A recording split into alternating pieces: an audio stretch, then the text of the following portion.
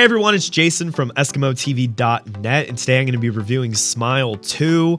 If you prefer to read my review, you can go check it out over at EskimoTV.net. Smile 2 is a sequel that stands out by taking a fresh approach while building on the eerie mythology of the original. In contrast to a therapist's close-knit conflicts within her family, we see that in the first film. This time, the narrative shifts to the public eye. We follow Sky Riley, a pop sensation reminiscent of Demi Lovato or Lady Gaga, who is on the brink of a comeback after a troubled past. Just as her career is set to skyrocket again, this sinister curse from the first movie sabotages her at every turn. This change of setting from a private therapist's office to the world of a mega pop star injects new energy into the franchise. Sky's fame and fan base amplify the stakes as she grapples with bizarre, disturbing events. The movie feels different enough from the first, but the undercurrent of dread and the familiar cursed entity remains just as terrifying. If you've seen the original Smile, the lore explored in the first film deepens the experience, as we the audience know the curse better than Sky does. However, for newcomers, the film does enough to stand on its own. I would recommend seeing that first film just because it is a great film and because I think it will bring more enjoyment to this viewing. One thing that stood out to me was the clever use of jump scares. Typically, I'm not a fan of overdone jump scares, but in Smile 2, every single one felt deserved. The film effectively uses these moments to reflect the mental health struggles of the protagonists. They're startling, unexpected, and unsettling, just like these sharp, intrusive thoughts that plague our protagonist, Sky. There's no reliance on false jump scares, which makes these real ones hit even harder. From a technical perspective, the cinematography deserves major praise. There are three particular shots that stuck with me.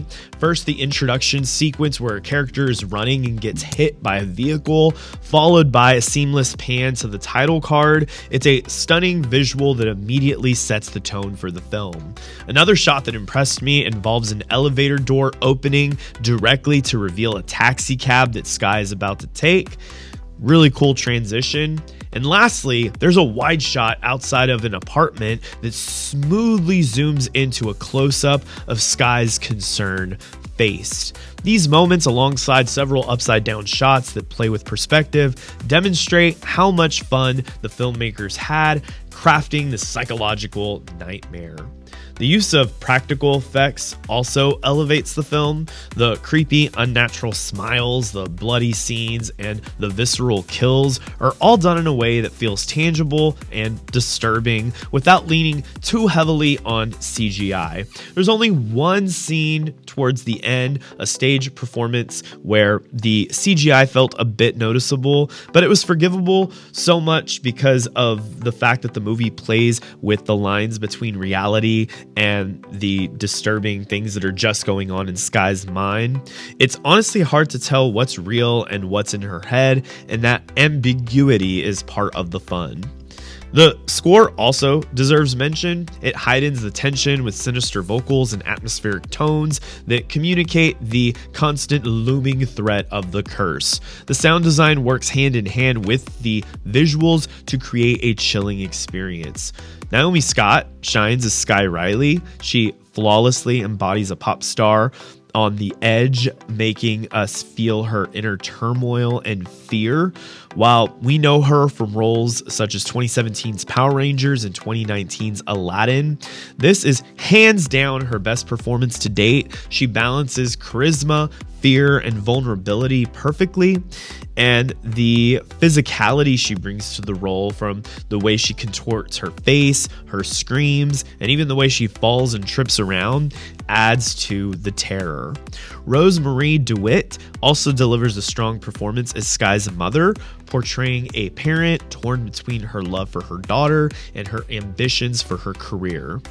One interesting aspect of the film is its ambiguity, what's real and what's just in Sky's mind. For instance, at one point, her mother appears to have died, but in the next scene, she's cheering Sky on at a concert. It leaves you wondering, is this part of the curse, or is this Sky's mind playing tricks on her? While this might frustrate some viewers, I found it intriguing and worthy of discussion. There's enough there to have a fun debate with others after watching. Despite the film's occasional ambiguity, the ending does feel definite, which provides closure while leaving you enough to think about after the film ends. As a horror film, Smile 2 delivers plenty of scares and keeps you on edge, though it doesn't dive quite as deeply into the curse's mythology as the first movie. Fans of Joel, the police officer at the end of the first film, might be disappointed by how his character is handled here, as the focus shifts quickly to Sky's story. That being said, Smile 2 is just as thrilling as its predecessor, and while I think Speak No Evil is still the strongest horror film of the year so far, Smile 2 offers a different kind of thrill, one that's rooted in jump scares and psychological tension rather than an evolving complex narrative. And I'm going to give Smile 2 a B+.